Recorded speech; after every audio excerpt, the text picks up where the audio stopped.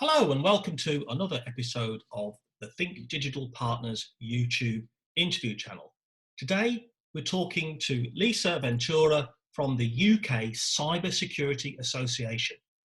Do you want to tell us a little bit about your association to get us started, please?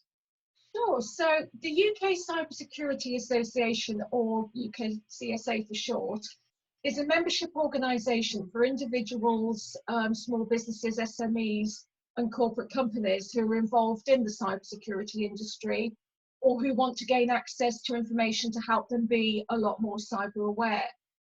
So our members receive a wide range of benefits, including access to latest cybersecurity industry news, threat reports.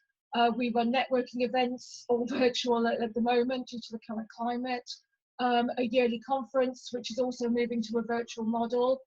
We offer cybersecurity awareness training, discounts on various software products, cybersecurity insurance, and a lot more. We also do a lot of work to raise awareness of the importance of being more cyber aware, of the cyber skills gap, the importance of cyber training, best practice, as well as helping more women enter careers into the cybersecurity industry. And we also support those that are neurodiverse into careers in cybersecurity as well.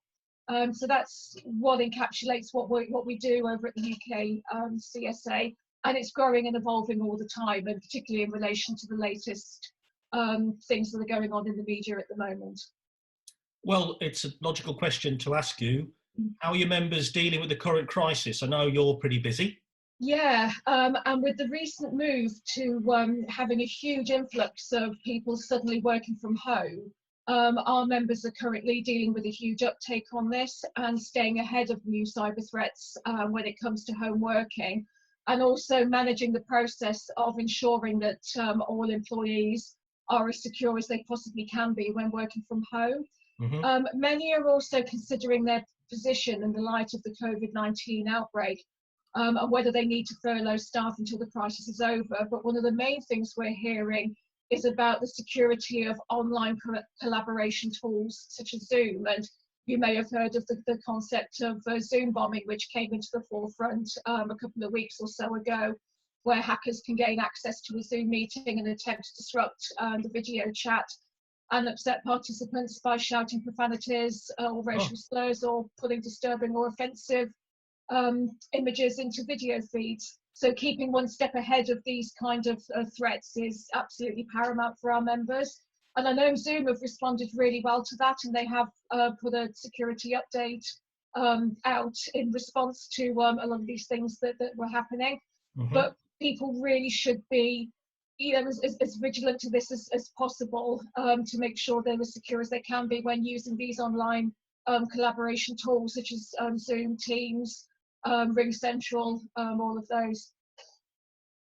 Tell us a little bit about Lisa, because it sounds like you're passionate about these topics, but also got a great bit of expertise. So kind of what attracted you into the cybersecurity sector in the first place? Well, I entered the industry in 2009.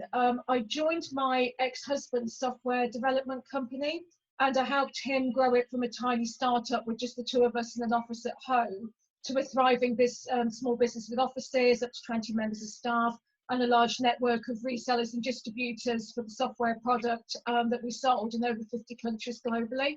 And we separated in 2012 and subsequently divorced.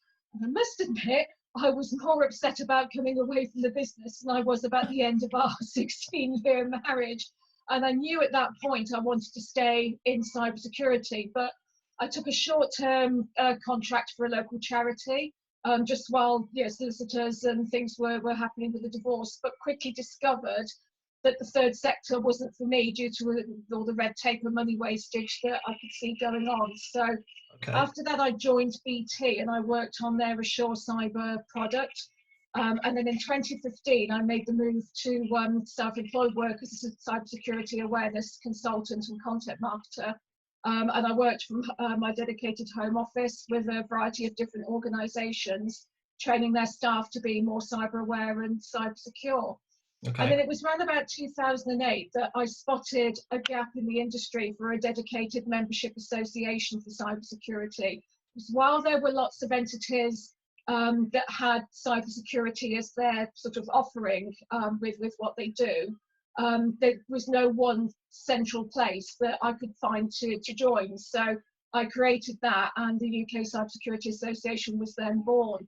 And for my work with that, I actually won numerous awards within the industry for my work with it. So, for example, I won the Outstanding Contribution to Cybersecurity Award from SC magazine, and I then also became a more of a writer, blogger and thought leader. So I contribute to a lot of publications, write articles that are published and so on. And I really do love what I do in the industry, and love also being a mentor for women that are looking to enter the industry, so supporting them as they make that journey, and also supporting those that are neurodiverse into careers in cyber, and also campaigning to raise awareness of the cyber skills gap. And I'm actually neurodiverse myself, and in 2018 I was actually diagnosed as being on the autistic spectrum. Part of that mission, Lisa, is obviously speaking in public and kind of spreading the message around all those kind of core topics to you. And the original kind of way that we connected with you at Think Digital Partners is you were kind enough to agree to speak at our now rescheduled, because of the obvious, Think Digital Cybersecurity for Government conference, without, of course, giving it away, because we want people to come and see you when that does happen.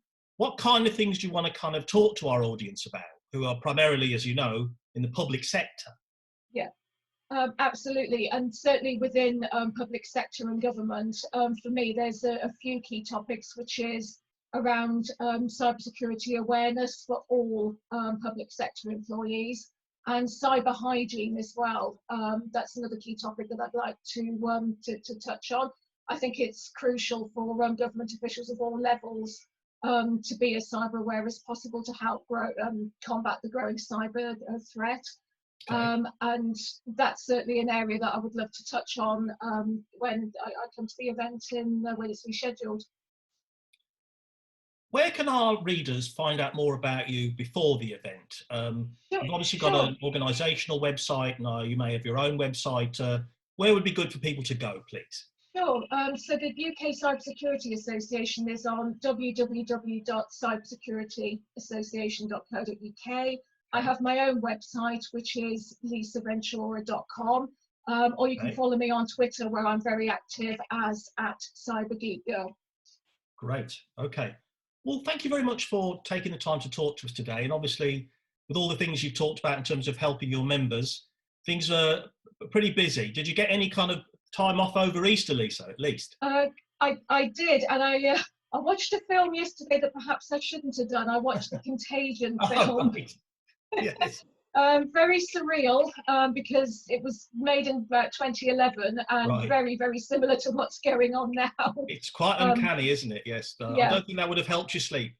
no, I don't say it didn't. Very But thanks insightful. for, you obviously got great stuff going on. So we'll thank you for your time, and we'll see you soon. Thank you. Lovely. Thank you.